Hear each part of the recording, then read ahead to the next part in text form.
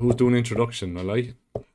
Well, I've been enticed into doing this just to get an extra day's drinking out of it. So Yeah, that's the only reason I'm doing this now is to get beer. yeah. Be allowed to drink Just alone. another excuse for beer.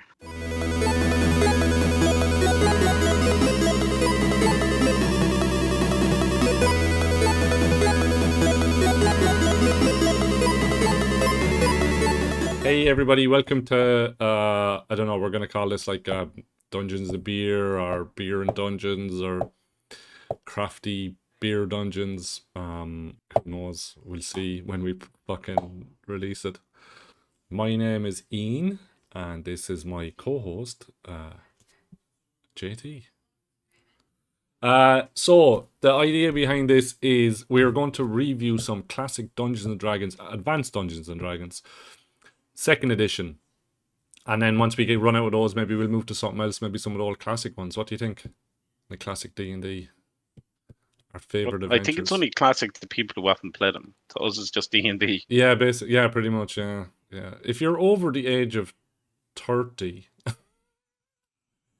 it's classic, no? Great. So just gone yeah, from being a person to being a classical person. It's amazing. Yeah, you're very classy, Jay. You're very classy. Yeah, I am with this beer anyway. So what we're gonna do, is review some classic D&D or some old school D&D or some just normal Advanced Dungeons and Dragons 2nd edition. And we're gonna drink some beers, craft beers, and do some reviews on those, or just tell you if they're worth buying. I think pretty much, because I don't know, Jay, you're the beer person. I have no idea about beers, only the percentage really, and if it tastes good. And to run away with them if they start attacking you. Always run away from a beer. Oh yeah, definitely. Yeah, drink as much as you can and then run away. So first off anyway, we're gonna do Paladin in Hell, or A Paladin in Hell by Monty Cook. And this is based on the picture, isn't it, from the Player's Handbook? I believe so, yes. Yeah. I remember opening it up first and going, wow, this is such a cool picture. I really want to play. I wanted to know actually what was from, first of all. Like, I was like, this is obviously, this picture's taken out with someone else. Like, it's not, it can't just be drawn for this book. And it was, because I don't think this adventure was released at the time. Not that I know the date. I don't think so. I think Monty Cook was just starting there at the time, wasn't it, when TSR took over? Be wrong. I think a lot of his other stuff is from Planescape. So it would be 2nd edition. Yeah, his stuff was all 2nd edition as far as I know. And then of course obviously he went then to on to open up Monty Cook Games with Numenera or Numenaria. I've never played it. He played the computer game, so I was like, fuck this bullshit. Love it. Yeah. So anyway, let's get stuck into this. Well, I think first you should introduce the beer you have. Oh yeah, sorry, yeah, I should actually. It's called Pigs. I'll stick a proper picture of this up. Okay, Pigs. So I should tell you, I'm in Spain. I'm in Barcelona. So all my beers are going to be Spanish craft beers. It's an Imperial Double Pastry Stout. It's 15%. So hopefully I get through 10 minutes of this, because I will be drinking this pretty quick because it sounds tasty. Yeah, it's by Le Pirrata, which their stuff is pretty good over here. You can pick it up anywhere. Well, I don't actually know about that. I just buy them one place. I buy it in a place called La Cervecita down in Pobleno, which is worth going into if you're looking for craft beers if you're here in Barcelona. So that's my drink. I'll put a link in the description or something. I'll probably put a proper picture up after editing. So people can see what it is. I'm going for a lot lighter than you, actually. I'm starting to light the night off with a little bit of taste bomb. Yeah. So I went with a Tiny Rebel Whirly Durly, 5%. Oh, nice. It's a double dry hop Sultan and Mosaic Cryo. That looks good. Yeah, the brewery is actually done by 2 brother-in-laws from Newport, South Wales. They're only about 5 years old, but they're doing some really good beers. Cool. Right. I'm going to have a sip of this now and just see how it... Sláinte. Oh, Jay, this smells fucking... Oh, my God. I'm going to be fucked after this. Oh, yeah, that's strong. Oh, that's good. All right, so I highly recommend buying this beer. I can't remember how much it costs for the can. It's probably about €4.50 or €4 or something for the can. Like. So anybody who's into the fruity IPAs, and with the mosaic, it's absolutely brilliant. Yeah. I'd really recommend it. Yeah, I was going to pick up some really mosaic. fresh. The problem with it is it would be literally gone in 2 mouthfuls. Yeah. You wouldn't sip on it, like you just throw it into you. Oh, you'd have to sip on this here. This thing is like, it's chocolatey, vanilla-y, hazelnut. It's like drinking a bottle of chocolate wine. Yeah, basically, yeah. That's what it is. It's just chocolate pastry stout. I don't know what it is, but there's like these lads. I don't even know if I'm pronouncing this right. Pirrata, La Pirrata Brewing. Yeah, they make really nice stuff. Like, I'm definitely gonna buy another can of this if I can find it. I'll have it for breakfast Sunday morning watching cartoons with a straw and a wedge of lemon in the other hand to slap your face with. All right, before we get too drunk, we should start into this Paladin in Hell. Adventure level. What is it? 15 to 20 or 16 to 20? 16 to 20, I think it was. 16 to 20. It's it's fairly high levels, especially starting off. Like, I mean, it's not something you're gonna, it's not something you're gonna be playing Dungeons and Dragons. It's not a game for newbie. Like, I think we were playing... I do think, like, if you were to play somebody older, we'll probably talk about them in other episodes. But if you were to say have this as an endgame scenario, yeah, it'd be well worth it. Like, yeah, it's definitely not we're going to start playing D&D, we're going to throw them in here. Like, no, not up against all these demons. But not at that level as well. You have a lot of things to consider in second edition. Yeah. I know you don't have the abilities as you would in 5e, but you still have a lot going on with your character. Especially with specialization and plus as magical items and everything else. You wouldn't just throw new characters in there. No, yeah, a new player or even a new DM starting off with this, like, there's too much. I mean, all the demon abilities and powers. I fucking hate running demons. I hate DMing demons with their abilities to call in stuff. It's just like, thanks. All right, now I have to run how many more monsters have I to think of? You know what? Can I just stop this? But I think this scenario deals with that pretty good because it's more of a DM option to bring him in. There's ways for the players later on in the adventure to stop him from being brought in. Yeah, I also think, like, just going back to starting it and everything else, like, I think it would be a great foundation for if you were starting a group, as the Paladin in it actually only died a few days ago in the scenario. Yeah. So you could have them as a mentor to one of the Paladins in the group or the cleric throughout their adventure in life. Definitely. And this would be the end game scenario for that, like. Yeah. Their mentor has passed away to get invited to the funeral, and then this goes on, like. True, yeah, and that way, like, you can have them, you can have the characters kind of grow up into the positions. Yeah. Where the start of the scenario kind of kicks off with the funeral of the Paladin. Big time. Klysandral, and a lovely D&D name, Klysandral, the Paladin. But it's a new god in this. Like, it's not your classic. Like, he doesn't worship, or the temple basically, that gets sucked into hell.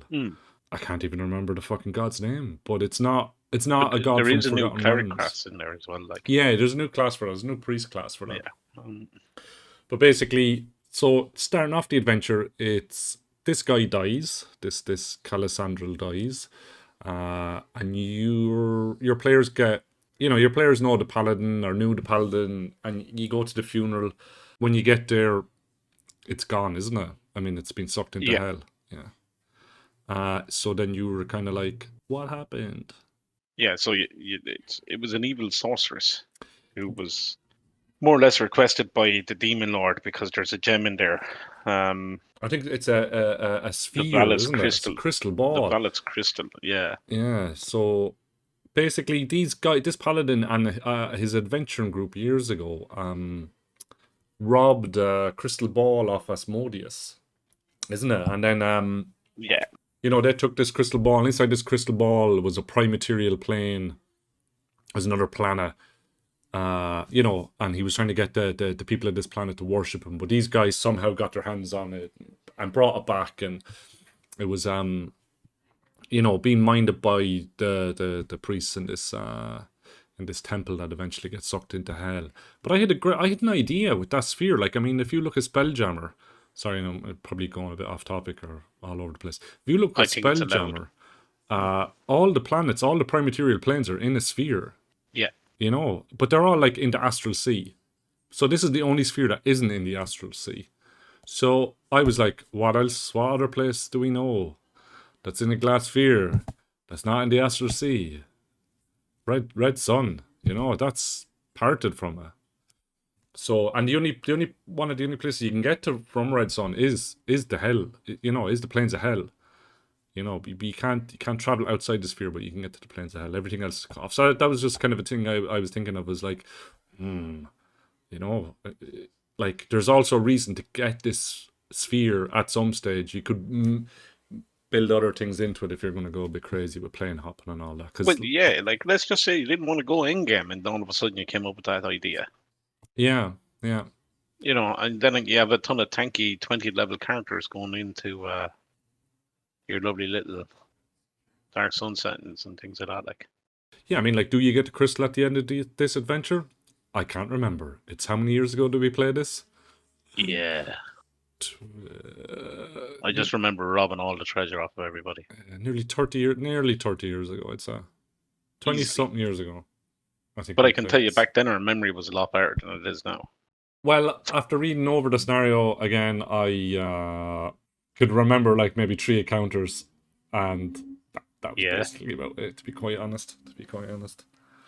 I'll just bring a map up here, Jay, and just put a map up of the temp. So when this adventure starts, you're basically you head to the temple in Neheod. Neheod. It's more like a cowboy kind of saying it. Yeah, you arrive on your horses. Yeah. So yeah, this is a new god. He's god of creation, as far as I can remember. I didn't run any paladin. I think somebody probably did run a paladin of him. There was a paladin in the group, from what I remember. Oh, sorry, a cleric. There was a paladin in the group, yeah. But did someone run a cleric of this guy? They did, yeah. Because they got a cool ritual thing where you could like pick a spell from 1 to 5th level if you were that high, and you could cast it off as a ritual over like 6 rounds or something like that, and you would get maximum effect from the spell you picked. So if you were casting a heal one and you'd done it over 6 rounds, you know, like a cure light wounds, cure serious wounds. So basically, you got maximum hit points back. These rituals are like the beginning of the meta feats in 5th edition and 4th edition, 3rd edition. Meta feats. Yeah, remember the meta feats? When you get a feat and you're like, oh, I can cast my spells at maximum. Oh, was that not in 3.5 now? Yeah, 3.5 and 5th. And 5th, yeah. They would have to be in 5th, no? I can't even remember. Yeah, but they are in 5th as well. Yeah, magic feats. Yeah. Quicken spell and heighten spell. Yeah. And so this is like, you can see that this stuff has already been developed, but they're still within the rules of advanced Dungeons and Dragons. The rules of you're not allowed to do it in combat. Yes, exactly. Yeah. Go fuck yourself. You think spend 6 rounds casting cure light wounds to give somebody a DA back. Yeah, fuck. Yeah, actually, now thinking of that, that's a waste of time. But yeah, I mean, it's out of combat, it's instantaneous. But as most 2nd edition stuff, you're probably under time restraint. So casting it 10 times is you failed whatever mission you're doing. Everybody else has slept. got up the next morning and had breakfast. And you're still casting cure light wounds on everybody. 40 hit points back. But was that 28 level fighter over there? I'm still healing him up. We're looking at another 30-40 hours. 2 more days of the paladin or the cleric sleeping in, so we can get some more fucking heal everybody back. One of the worst things in 2nd edition. Aren't forced and 3rd. It's just, well, when you get too high of a level, trying to heal yourself is just it's not worth it. It's a pain. But yeah, like, you get to this temple, everybody's gone, the temple's gone, and I think a letter arrives then from, I can't actually remember much of the interaction. The wizard after that, but there's a wizard. His companion, the wizard. Yeah, Emirokol or something. Emirokol. Sorry for a second there, Ian. I'll go get some beers for the next sippy. So just while we were in the intern there, I decided to pop open another cheeky beer. What you open up this time, Jay? This is one of my go-to beers. What's this called? So this is Graciosa.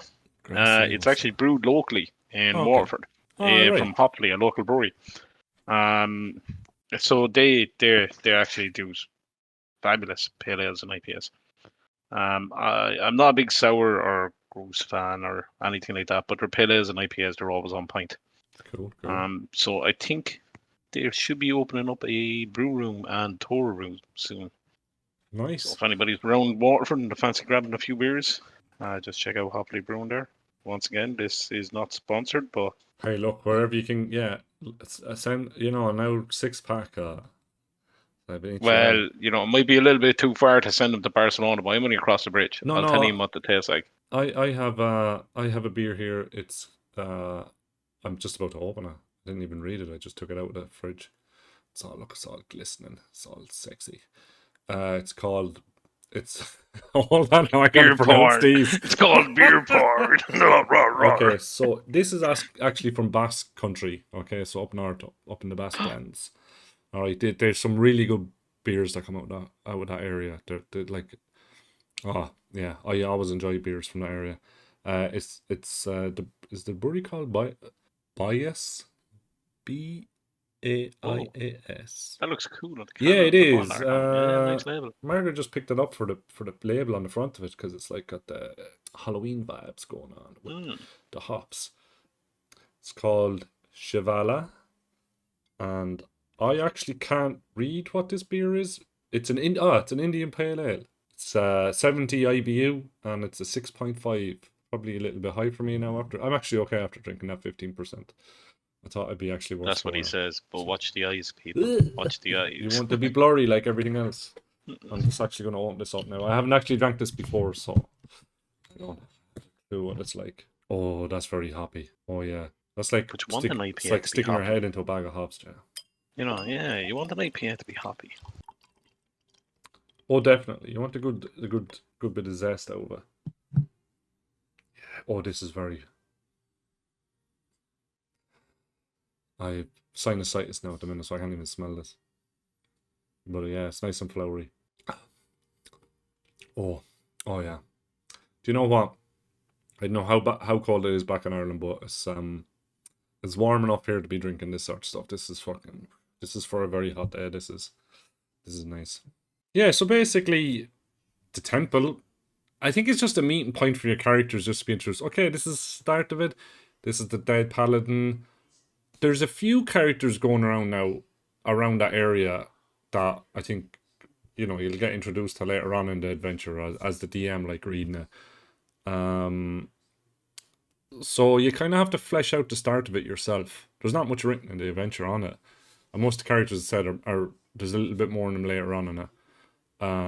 Like the sorceress who cast a spell on the place, or who cast a spell on the paladin to drag the temple in between the layers of hell, in between the fifth and sixth. Is it fifth and sixth? But she had sort of timed it that it would happen around that time because she had made loads of attempts. She seduced the head priest, didn't she? Yeah. Not magical means. Basically, I think she got him drunk and showed him her tits. Maybe. Yeah, she got the boobies out. Definitely got the boobies out. I mean, this is. Or maybe it was an intellectual seduction. That's fair bad of us to assume it was boobies. Yeah, maybe she was, maybe she was like, "I love your God." But he wasn't a Catholic priest. It's all good, like. Yeah, he's a Neheodonite. A Neheodonite. Yeah. It sounds like a Neheodin. Neheodin. That's an Irish word. It has to be. Neheodin me. Neheodin me. But yeah, she had made a couple of attempts to sort of get the crystal ball back, but she couldn't. And then, like he just basically what was happening there is he gave her a scroll to teleport it down to hell, more or less, like. Basically, yeah, he gave her a scroll, a fucking extremely powerful spell that sucked the temple into hell, along with everybody inside it and the paladin. Yeah. So I think shortly after that, then a letter arrives here, doesn't it? It's this this Emirokol, this wizard. Emirokol. Yeah, Oh, a miracle. Oh, okay. A miracle. A Yeah. miracle. He is an a miracle. Yeah. Sends a letter to come over here. Come to Give me a me, dig out there. buddy. I think it's the classical D&D summons, isn't it? It's like, Oh. and I think that's why this kind of works as well. It's like, come to me. I have the information. I'm not going to help you. Yeah. I'm not No, I'm traveling too to you to powerful to tell help you. you. But he sort of ran off after he got. Well, he didn't. He sort of went off and done his own thing after a big fight with another wizard, wasn't it? Yeah, so basically, Yeah. the little bit of a map I have up here, Point Harrow is kind of the next location in the adventure. So when your character's set off then to meet this guy after you get your summons, you end up at Harrow Point, which is basically like a little bit of land outcropping into like a sea. So I mean, this adventure doesn't give you anywhere to kind of set it. It's perfectly described when you really think about it. It's a little bit of land pointing out to sea, and it's called Harrow Point. Yeah. If they had just rounded and made it elongated, they could have called it Harrow Blunt. Harrow Blunt, yeah. Harrow even pointier, if they made a pointier. But that could be anywhere. Like, there's no obvious setting in this. Like, I mean, kind of just looking into some of the stuff and reading on it, you could set this anywhere at all. Like, it's not in Forgotten Realms. It's not in Greyhawk. It's not in it's not in any of the others. It's not in Kryn. It's not in Or. Yeah, I mean, like, it's up to you basically. It could be in your own homebrew. I suppose that's why it's pretty easy. Kind of a setting. There are some clues to. Or there are some stuff joining it to some of the other settings, later on in that. Like, but I think that's, for me, that's what's so cool about some of the older scenarios. Is some of them were pinpointed to a location in a setting, but an awful lot of them were just left wide open where you could just plug and play. Yeah. I kind of like that as well. Like, even if you're looking at some of the old Dragon magazines, it's the same. Like, Dungeon magazines, They're like, oh, look, it's set here, but you can easily move it anywhere else. Like, there wasn't really much to time into it. Like, it's good. It's a good sales pitch as well. You can just sell it to anything, like, not like a lot of the stuff that's out now with fucking 5th edition. It's all I do think there's an awful lot of advantages to some of the older stuff when it came to things like that. Like, I don't think we weren't pinned into locations. It was more of an open setting. Regardless of what you were playing, you could buy the adventures and plug and play them. Yeah, and just drop them in wherever. Like, the really mad thing about this, even like I was just kind of looking or just reading through it, like when you head to meet this guy, this fucking Emirokol, the fucking chaotic, I don't know how many days or how long it takes you to actually get to Point Harrow, but like, you come up against, if you can imagine the scene, like, as you're coming up, like a humongous dome of steel, sitting out in I think it's desert area or something. It's like fucking what? Like it's stretching out over the land. It's going out to sea. It's just this big dome of steel. I think I'm just looking at it. It's like 120 yards. It's huge, like, in diameter. And it's sort of like, obviously in any sort of fantasy setting you can imagine it. But let's say Forgotten Realms, it's probably a little bit out of place, like, or even in Kryn or Owert, they're not high magic. Or this seems extremely high magic. It kind of reminded me of like Krull, when that tower is coming down. Like, it's something that's like, what? Although, like, once again, for your own setting, you could just tweak that, like, because it doesn't have any bearing on what's going to go forward. Like, no, it doesn't. It doesn't. Only that it does D100 damage if you try to pass through the storm, as it's called, the metal storm, or there's the big metal fear. Like, it's like, I remember coming up to this, like, when we were playing. It's one of the memories I had from it. Like, it's like, I didn't join the group until you were in hell at that stage. Yeah, and I took over somebody else's character at that point. Yeah, we'd gone through the boat and everything, I think, which was it. Looking at it now, it's nice, but yeah, there was a lot of, I don't know. Well, yeah, like, it takes a good bit of time. There's a lot of encounters in that boat. It's pretty quick, but this starting off is like, it's extremely quick. Like, I mean, you need to get yourself inside this sphere to go meet this Emirokol, you know? As his letter says, like, you know, basically, if you're worthy enough, if you're good enough adventurers, you'll be able to come meet me. So come meet me and I'll, you know, I'll help you. So, I mean, that's kind of why there's this big, huge kind of sphere thing. It's like, okay, how do I get into that? Obviously, like, you're 15th, 20th level, you know, you can find ways of getting inside it, like, using the classic spells gateway, I think, you know, or gate, or whatever the hell it's called. Teleporting inside it, yeah, you could possibly do that as well. But actually inside the sphere, past this metal wall, which you can't actually see through with your eyes, so you don't actually know if it's empty on the inside. There's rifts in space, time, dimensional, whatever. So once you get in past that, there's a 1% chance every round you're going to fall into a rift. Yeah. And if you teleport or gate inside the sphere, is a 30% chance that it's going to fail. You know, and you've basically one round to get back out of that. So if you walk into a rift, you could end up in the elemental fucking plane of sheet metal, you know, or you could end up in another plane of hell or wherever, like wherever this steel is coming from, you could end up there. You can end up anywhere else, like, because this steel and all this magic, this battle that was happening, you know, it's kind of cut reality. But if you're worthy enough, you'll be okay. Like. Yeah, I mean, if you don't roll 1%, like, you know. Yeah. If you're worthy enough, dice gods are with you. But you know, if you do go through, you have a round to get back. So just, you know, don't start fucking about. Basically. No, unless you're trying to do a ritual. Yeah, basically, if you try to heal yourself for 6 rounds, you're fucked. Like, you're lost. I suppose your character wasn't worthy then, really. No, it was like, you failed the IQ worthiness. Goodbye. 6 rounds. But this is my first Dungeons and Dragons game.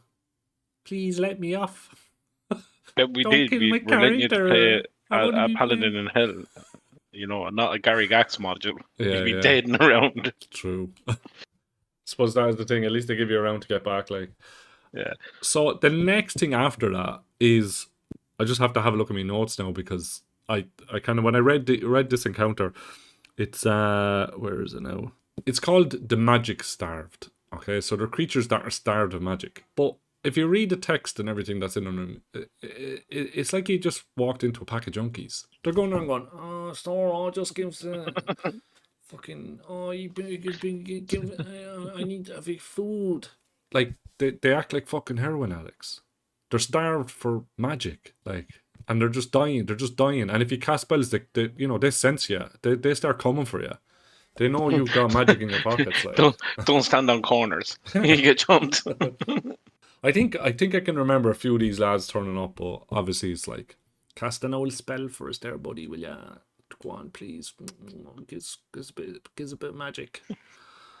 You know, it's like, get away, or I'm going to chop you up with my sword.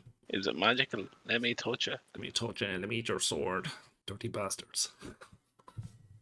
Anyway, after dealing with those lads, there's another thing. It's like a bunch of chaotic steeds that just go around in a fucking circle, basically.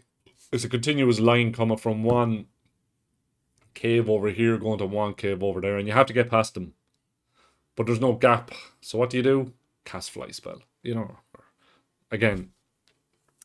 See, I suppose this is the thing, like, you know, you're going to get past that, you're going to teleport past that, you're going to risk ending up, but you mightn't even know that there's that chance, like, of ending up in another dimension. One thing I was thinking of, though, is, like, would there be a chance of you actually using the rifts here to get to the temple and bypassing everything? You know? If you knew what you were up to, could you use a rift I think you might be able to do it, but, like, with a 1% chance... Just purposefully run around with your eyes closed. You might get 2%. For like, yeah, well, you know, odds are you will bump into it, but where are you going to end up in the plan? Like, true, you're not going to end up in the temple. Cast a wish because spell. the temple, you know. Oh, yeah, well, actually, do you know what? You can't actually. Let's just say you did run into one. Yeah. No, let's just say you did run into one and you ended up in the hell. Then you could just teleport because you know where the temple is. But this You is know the the thing, inside of the temple. because it's between two planes, you can't teleport there. No, but if you ran through one of the holes and got into the plane of hell, I think you'd have to be in between the two planes. Because I think because it's between the two planes, there's no access to it. Like, it does the, that you can't teleport to it. teleport People have into it. tried, yeah. People have tried to locate it. So I guess you're probably Just there ended or up there. like a or fly something. on a windscreen. Blah. Basically, yeah. It's like, what have I done? Yeah, so this is why you're going to Emirokol. I still can't get over that. How did I not cop that? It's a You're probably miracle. pronouncing it wrong. It's a miracle. Oh no, this is definitely a miracle. Well, that's his name going forward. Yeah, his name is a miracle. Definitely. Yeah, so you look, there's a bunch of steeds there. You jump over these horses, jump on their backs, ride them through the tunnels until you get out the far side, or make a long jump over them. And then you're at a cliffside. It's basically looking out into a huge giant crystal spire. And on top of that then is this guy's fucking fort. Won't tell you how to get in because that's a spoiler. It's a definite spoiler for anyone who's going to play this game. So I'm not going to tell you. JT might though. No. And what might happen if you tried to get in. But anyway, let's No say idea. you... I wasn't there for that part. Oh, you weren't? Yeah, okay, right. Let's say you roll a 1% and somehow end up inside the tower. This took it, because it took us fucking forever to get in there as far as I can remember. You end up meeting this Emirokol, and he gives the kind of the information on like where the temple is and how to get there, and he gives you the means and how to get there. He basically gives you a spelljammer of sorts that can go between can sail the river Styx and go between the layers of hell. It's a fancy hellbow. It's a fancy hellbow, yeah. I kind of like the idea because I remember trying to actually get onto this ship and the amount of shit it took was fuck to get onto it. And then I was reading the adventure going, just walk onto the ship, basically. Just walk onto it. Did we try and walk onto the ship? I can't remember. I remember a big fucking invisible force field stopping us. Actually, maybe that was when we were on the ship and we're trying to get to another part of it. That could have been it. But yeah, I remember we had really fucking really shitty difficulty with this fucking ship. Yeah, like the inside of it is an adventure. It's nice and short. There's enough rooms inside it. Well, I think it says in the actual scenario that like you're now the owners of the ship, and the people on it, the demons on it, don't want to get off the ship. Like, so that's an entire different end to the scenario where you're going to have to start to deal with all that. Like, yeah, it's like you're the owner, but nobody in the ship knows you're the owner, even though the ex-owner told the guy who's sailing the ship that he's bringing you to hell. Like, there was no communication. There's like a lost communication in between the guy who owns the ship. broken down call center. Yeah, just like no communication. It's like, did I not write in the letter these lads are the new owners? Because you basically have to go on board the ship and kill everything inside it. I'll throw up. Was that the only way to do it, or did you just decide to do that? No, it's actually the only way to do it. Is it? No, 90% of the stuff you have to kill. I remember. I'll throw up the map here now of the interior of the ship. I won't throw up the map of the outside of it. Packing them in, grabbing a beer. Not bothers. Jesus, you're flying through them. So the next beer up for me is from a Dutch brewery called Jopen. I've never had them before. You opened this can. Yeah, well I did, and I'll be open to finish it. I'll be open. It's nice. It's give a big up on there. It's meant to be a creamy NEPA, Yeah. fruit flavored bomb, but it has that. I've traveled a lot, and the freshness is gone. Ah, right. It's a 5.3, so it's not on the best end, and you can see by the color on it. They said it's going to be a nice creamy, cloudy beer, but it's more cloudy than creamy. It's more blurry. Yeah, but there's a massive. I don't get to say this often, especially seeing as I'm a short arse. But there's a massive head in it. Massive head. Massive.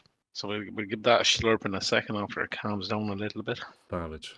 Still sipping away on this lad here. It's fairly nice. Like, I'll open up. You have to sip away on that beer because you just sort of more or less shock on the 15% bottle of chocolate wine. Yeah, and I'm pretty much on. okay. I think my eyesight is actually gone. Yeah. But that's probably old age. That's old age. That's not the beer. You just need glasses. You'll be fine. Just wash my eyes down now with the porter. It'll be alright. Clear everything up. Yeah. Yeah, what you need to do is just buy that Guinness eye wash. You'll be fine.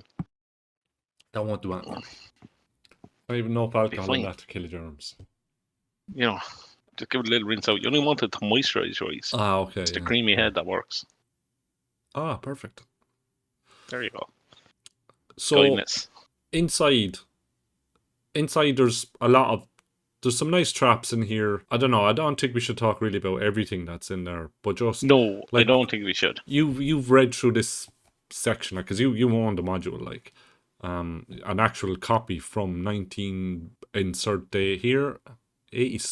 What when was this even released? 86 or something, was it, or 89? 97. It's second edition, so Oh, it must be 90s. yeah, it would be. Yeah, I'm sure you'll be I didn't write corrected. a date in here anyway. Anyway, But I'm guys, sure look, you'll be corrected in the comments. yeah, someone correct JT in the comments. How dare you use my James Tiberius name? Yeah, it's I think it's 97. I don't know, I couldn't tell you.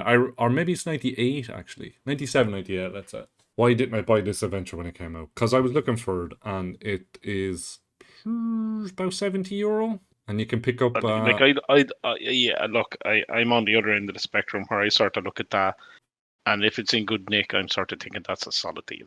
Sorry. Yeah, I mean, look, to be honest, I only buy adventures when I'm going to run them. And at that, I can't even remember the last time I bought an adventure. That's a lie, actually, because I have. I buy a lot of adventures still, paper copy. I was trying to pick up a copy of this, and it was like $70. I was like, whoa. 1998. 1998, September yeah. 1998. There you go. I have the PDF. But look, you can get this Google. You can get this on DriveThruRPG for like €4 or €4.99, I think. €4.99, Yeah, I've seen it earlier on. Yeah.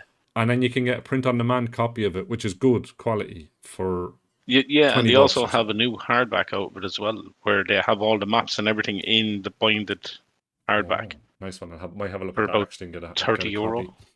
Yeah, for about €30. Well, yeah, or you just get the PDF copy and just print it off yourself on cardboard. On cardboard, yeah. At the back of your cornflakes, open your cornflakes box. No, cornflakes box. Off you go. And if you line it up right, you get the squares on the map perfectly, so you can put your little figures on it. Yes. Just get the scissors down. There, guys. Cut all out like we used to go back in the day, yeah. Craft tip for you by cornflakes boxes. Best maps ever.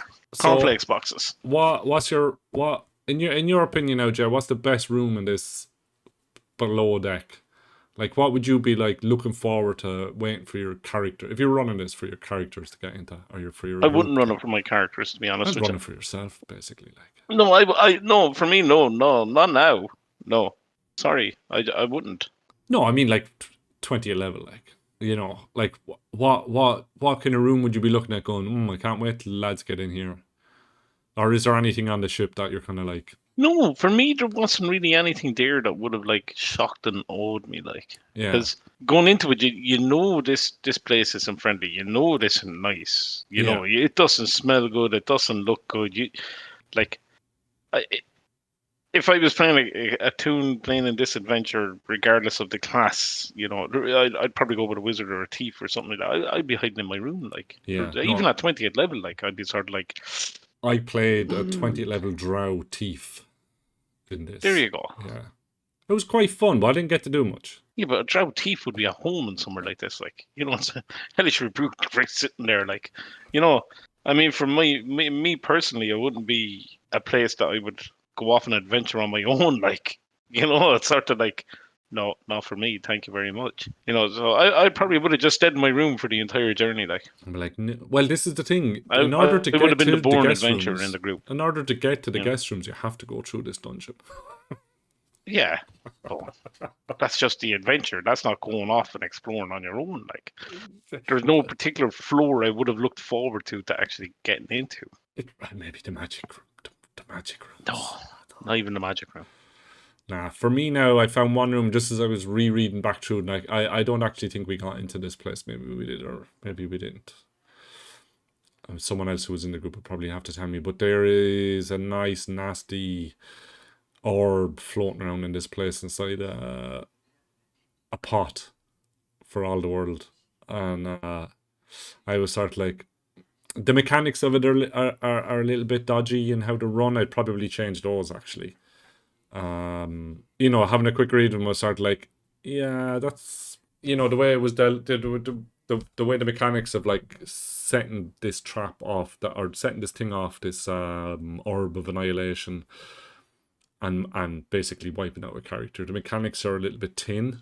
I think it leaves it up to like basically what it says is if your character isn't a thief, you're fucked, and if your character isn't a wizard, you're fucked. And I was sort of like, second edition, you could get away with it, you know. Yeah. If you were trying to do a conversion to any of the other systems, you'd have to change that. Like, that's something you'd have to do. You know, the way it's dealt with. Like, but obviously, there's some secondary roles to, you know, save versus debt. I fucking hate that save. Standard. It's a standard save, like, yeah, in second edition. It's like when it's one of the saves that puts fear in you when you hear it. Save versus death. Fuck me. Here's my character sheet. But yeah, other than that, there's one or two encounters on it that you could have a bit of fun with. Not much, really. It's just get in there and hack them up. Yeah, but the best thing about it was, I think, when you were on the ship, like the Demon Wing, you can come across weapons, because when you get to hell, your weapons start to lower in magical ability. Yeah. So there was a couple of places where you could pick up a couple of demon weapons here, so you wouldn't be at that deficit going in there. Now, they wouldn't be as good as, you know, some of the weapons you'd be going in with, but no, they won't. Definitely, they're going to retain the magic once you get in there. So yeah, it was worth exploring if you were going to be finding that. Like, yeah, I think it's by like, the time you got to where you were meant to be at that stage, you wouldn't really have had them on the ship if you just took the straight route. Yeah. So you would have to go off a little bit and find them. Like, yeah, I think like it's a -2 coming down into the town into plane of hell. And actually, once you get into this boat, you're in a plane of hell. Like this ship, the inside of this ship is a plane of hell. Or sorry, it's one of the levels in the planes of hell. Like, it's one of the levels of hell. It was separated off when the ship was being made. Like, it's actually pretty kind of cool idea. You know, that Demogorgon asked, you know, or commissioned basically a bunch of fucking demon smiths to take a layer of hell and turn it into a ship.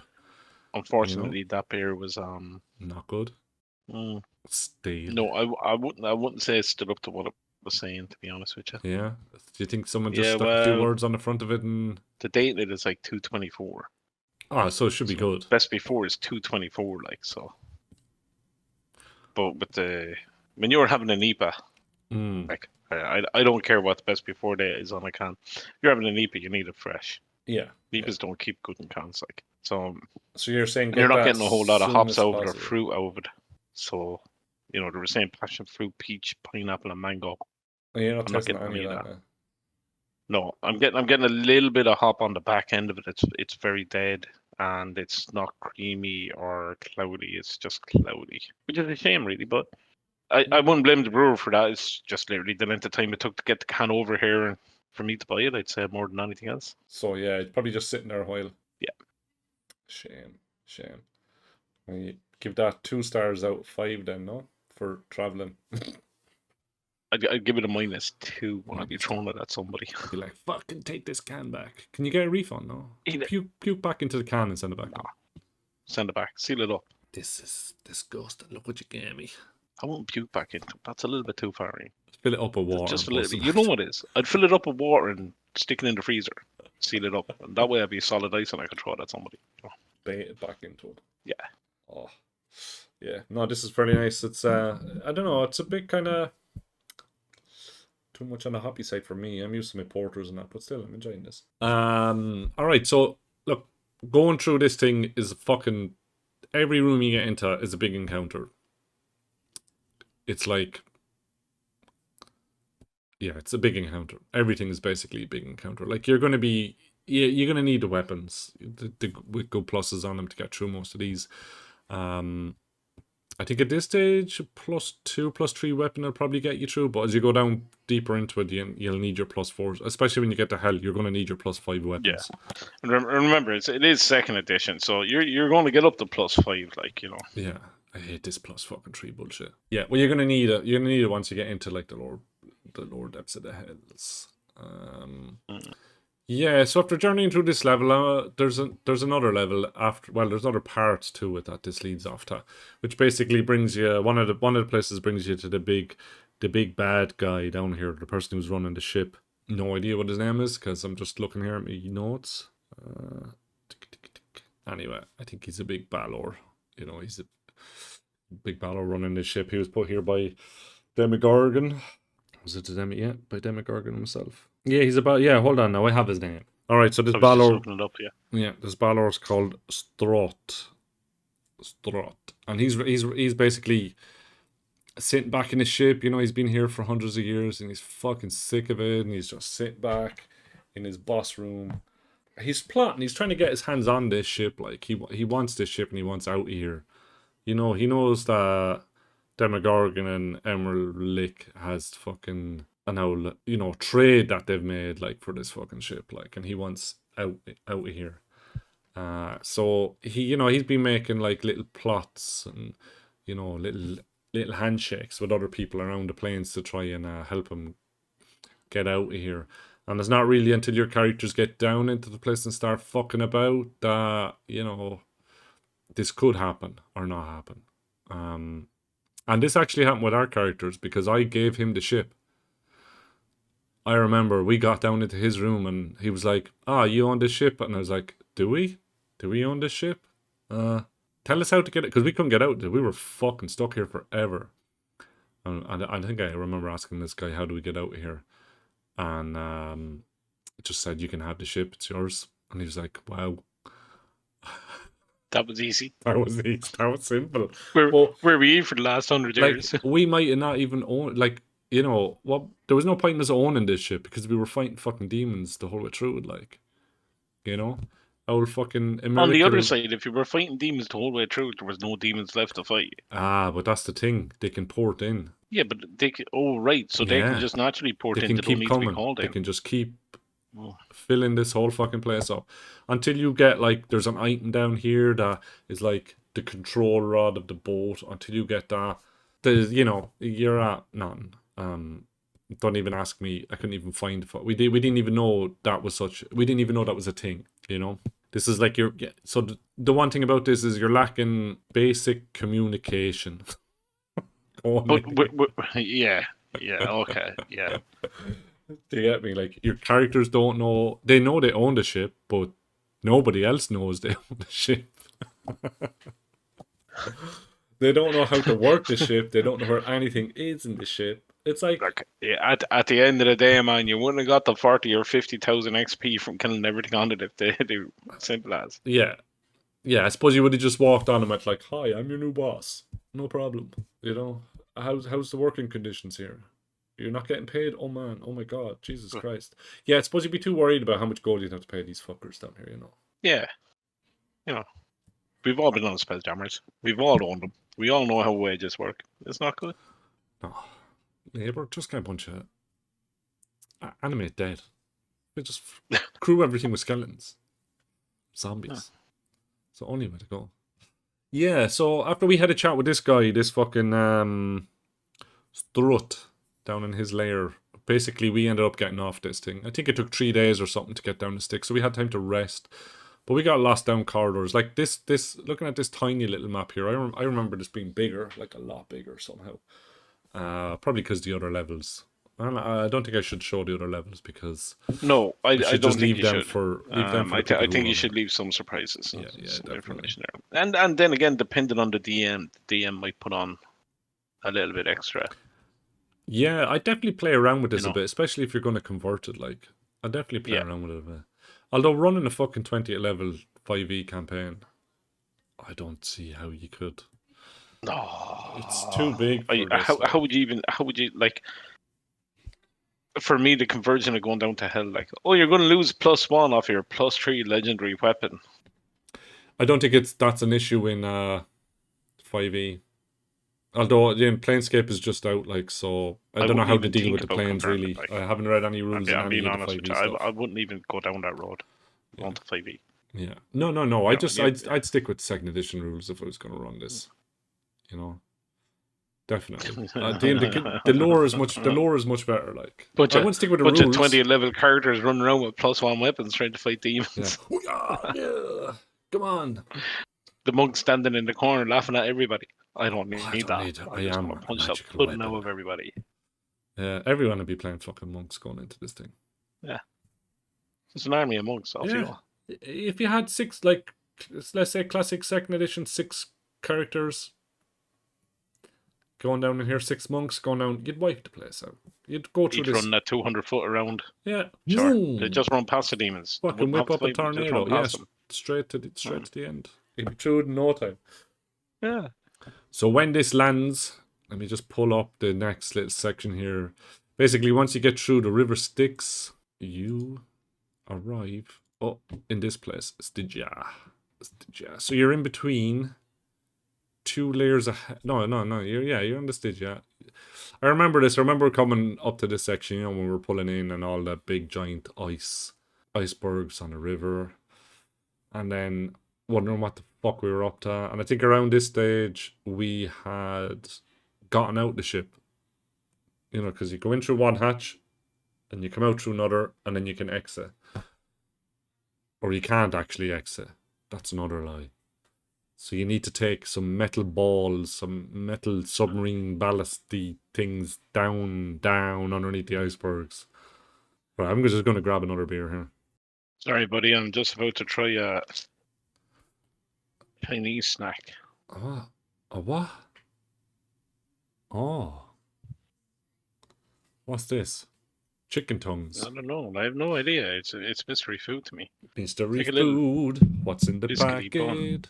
bun. Oh, it's like a rice cake, no? It's totally unprofessional, everybody eating on the recording. It's like Fido pastry filled with Fido you don't mean Fido the clay that you make stuff out of? No. Nuts and seeds. Alright, hey, I'm gonna drink this. I guess I got lucky. Oh, look at those little happy pumpkins. All ready to get drinking. So this is from the same guys the other one's from. Baias. These lads won some Barcelona beer challenge. They got silver medal back in 2016. It's still on the bottle, so they're definitely proud of it. This is a pumpkin ale, a Basque craft beer. Yes. I actually had a pint of this. Well, I had a sip of a pint of this earlier on. And it's quite nice, so I'm looking forward to it. It's del calabaza. Just in case you want to know how to say pumpkin in Spanish, it's calabaza. Hola de calabaza. Hola calabaza. I'm getting a bit full. I think I'm drinking these a bit too quick. I'm gonna go with another one from Jopen. Jopen.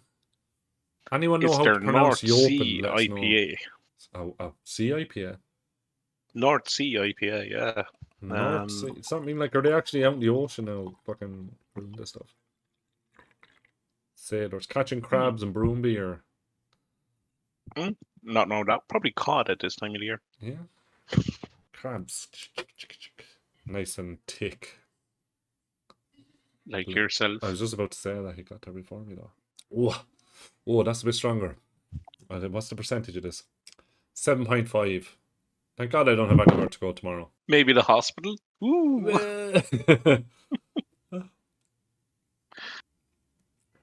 Oh, that's good. Okay, just leave that. That's a bit. That's nice and tasty, It's not like a spicy pumpkin latte from wherever you got it. It's a lot. That's a little bit too fancy for me, man. I mean, when I want a fancy coffee, I get a latte. I mean, that's a fancy coffee to me, like a latte. Otherwise, it's just give me a black coffee. And they're like looking at me going, Americano? What? Is that what you call it? Just give me a black coffee, you fuckers. Feeling fancy today, I'm going to have a latte. Latte with the old banya in it. That's no, I just stick to me cafe solos here. Me little espressos. 2 or 3 shots. Don't really do the Americanos. 2 or 3 shots and you turn into Vibro Man. Yeah. Aw. And my eyes just take over the whole of my head. They're just like, my forehead is back here, and my eyes are like transformed basically into Bug Man. What's your Jopen like? I haven't tried it yet. Ah. I pour my cans high to get an awful lot of the gas out of them. I should actually probably do that as well. Do you know? It's a thing they Well, do in Belgium, isn't it? It's I read a thing. I read a thing where they were saying like your canned beers is totally different than your draft and everything, and obviously Yeah. it is. It's pre-gas and all. But they overcompensate in the gas because if there's a journey or if there's a travel on it, it'll still have gas to pour ahead in it. So I normally just pour high to get rid of an awful lot of gas. And then I Yeah. seen this little experiment where they pour 2 beers, one like I used to, where it was flat and then you tilt it up at the end and you get this perfect little creamy head and it was lovely and it's going into me. And then one like this. And they put a chip into the one that wasn't poured high and they gave it a stir and the gas just shot over. And they were saying that's what's happening into your stomach. When you don't pour it properly and you eat, you get a big swollen belly and you throw food in and all of a sudden it just goes. so fat. It's the gas. It's not the beer. It's the gas in Yeah. the beer. I have no excuse why I'm still fat. I just Just pour yourself from high in the morning, Joe. When you get up in the morning, pour yourself from jump high, out the window. and you'll be grand. Yeah, out the window. Jump out the lean. Jump out the window onto the lean-to, roll onto the ground, and just fall in the mud. And then magically Sorted. you'll be like, "Oh, I got all the gas out of me." Yeah, Sorted. I can fit into extra large. Great not start. extra large. Who am I lying? I can't fit into extra large. That's just joking. I just have shit myself over that falling that height. Yeah. So I remember this going down in these ballots, and the megalodons that are in this water is fucking terrifying. Also that you can't touch the water because you lose your fucking memory, which basically means your character's first level. 0 level. Yeah, actually, yeah, 0 level. Yeah. That's 0 level in the second edition now. Oh man, you could respec your whole character. Because I'd say You wouldn't being a part of the group killing one demon down here, you're gonna, well, I won't say killing one demon, but killing a few, you're gonna get your levels back pretty quickly, like. So you remember I was playing the witch? Yeah. And then down here, because it wasn't really, so I inherited the character from a player who was in the group and had left. So I inherited his character, and I wasn't really enjoying playing it. And I actually ended up dual classing him as a fighter. Cool. When I was in hell, but I didn't get the XP until after the end of the scenario. What a waste of space. The end of the scenario. But I think I was like 11th or 12th level. Oh, as a fighter. Oh, yeah. Yeah. Yeah, because fighters go up the quickest, like. Yeah. Or rogues. So, like, Sorry, I dual class down here, like. Yeah. So, like, when I picked it up, and you were maybe halfway through it at that stage. Now, reading over the scenario I had to the things that I played in the scenario, there's a lot of differences. There was a lot more in it when we played it because we were playing it at 20th and not 16. Yeah. There was a lot more. Well, there was a range, you see. Like, my character was 20th level, but the cleric, I think, was a little less. It depended on the XP, like, because I think it was. Hold on here, I have a note. Basically, everybody was given like 250,000 XP or something. Yeah. And then 50,000 XP with magical items. So everyone started off at different levels depending on the class. Like, I think that's why I was 20 because I was playing a rogue. But then there was other characters who were like maybe 17th and 18th level, given that. So that would have just been the difference in the XP, obviously, for each level. Like, yeah, so that's probably why, because you were playing like or the character was a witch, you know, it would have been 16th level or whatever, because that was a pretty. I can't quote the XP level for a 20th level witch, to be honest with you, but I'm sure I'll look it up for the next time we do it, and I'll be able to tell you. Like, no, I couldn't even find a witch class. I remember I remember the guy when he was actually picking this class, the witch class. I don't even know what books he pulled it out of. I don't even know where it came from, to be honest. I'm pretty sure I have it. Edition. Yeah, you probably do. Yeah. It's probably one of the Wizards handbooks. Or the Wizards handbook. It'll be there somewhere. I'll dig it up. Yeah, right. Be no panic. But yeah, I wasn't happy with playing the witch, like, you know. Yeah, no. DM probably should have just given you a character to play. Look, it is what it is. We got through it in the end anyway. He survived. Easily could have been a fucking captive down here. That's the thing. Like, I mean, look, you're in the middle of hell. People get kidnapped by demons all the time. I see it on a regular basis here in Barcelona. People just go counting around the place like they're crazy bastards because they've been abducted. Demons are out trying to kidnap and take them. So you could have played anything, you know. It just depended on where you were starting. In fairness, I think at the time what they had done, what the DM had done, was good for the party. So like, it wouldn't have unbalanced anything going forward. Yeah. You know, so I think he done the right thing. Like, yeah, you know, he did. You know, playing I mean, like, if there's someone willing to play a character, then Grant, obviously. You know, yeah. And I was just happy to be just playing anyway, like, you know, because at the time I think gaming was a bit slack in the group, so I was really happy to jump in, like. Yeah. So I think he done what was right for the group, like. Yeah, I mean, it was a one shot as well, like, even though it took fucking 6 months, a year. We're playing this for a year, More, I think. I don't know. It's just fucking took forever. I remember getting to the end of it. We'll leave this, actually. I don't talk about it till we get to the end of it because... No, we have to leave what a character's done till we get to, like... Yeah, till that point. Yeah. So yeah, I remember going down this thing in these fucking balls that you could see through, giant jaws, megalodons trying to eat us. I remember actually one of the glasses got cracked and there was water from the sticks leaking in, and you know, we managed to make our saving throws, so we weren't like turned dumb. We got down into this place. I'll actually see if I have a picture here for this now. Cold Steel was the name of it. Here we go. Yes. So I remember getting down into this place. I think we should probably not go any further into this delving wise. No. And maybe make this a two-parter. Yeah, there is a part there. There's a lot of this. Because this is what we played together. Yeah. I think you came in at some part during this, like in Cold Steel, when we were in the before the temple. So this is how you get into. No, I came in just after you entered the temple. Ah, okay. I was in there after you entered the temple. You sure? Yeah. I got to check over this because you were definitely there for that 2 20s rolled one after another. No? Oh, yes. That's in this. Yeah, that's in this. That's here. So you were by the cleric. Yeah. Yeah. That's a good mention. Yeah. That was good. That's a good place to leave it. 2 20s, guys, one after another. Magic. In a room. All on his own. All on his own, yeah. We'll fill you in next time. I still have another can to drink, so I think I'm just going to sit here and just look at this screen and just drink this. Just look gazingly into the camera while you drink your beer and explain it. No, I couldn't even remember what room the fucking thing was in, sure.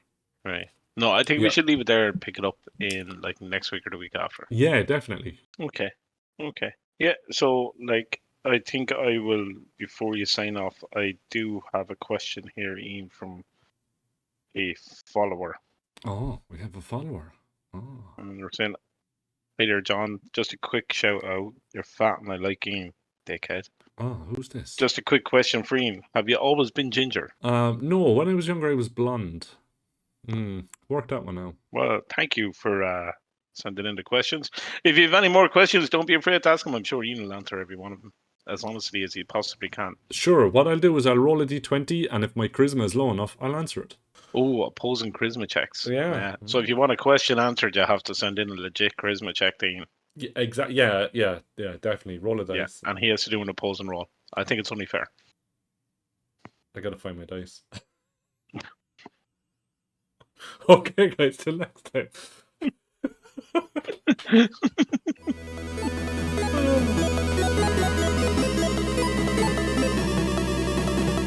This podcast was presented by Ian and JT, edited by Matthew, with music by Kevin MacLeod. And remember, folks, just like facing Vecna, life's challenges are easier to conquer with a good sense of humor and the power of friendship. Stay mighty, my friends. Never split the group, and don't forget to drink responsibly.